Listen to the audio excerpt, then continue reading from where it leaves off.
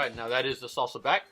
It's a step that came from salsa dancing, so you're gonna have to make it kind of look like that. Okay, so you kick out, cross one foot in front of the other, and then you're gonna step back.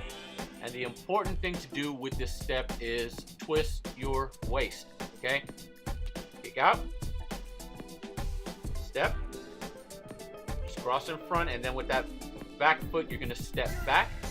You see how I twist? Okay, step, kick that foot, step down, and then you are gonna step back and twist your waist. Okay, see, I'm facing to the side every time I do this step. I kick, step down, and then twist.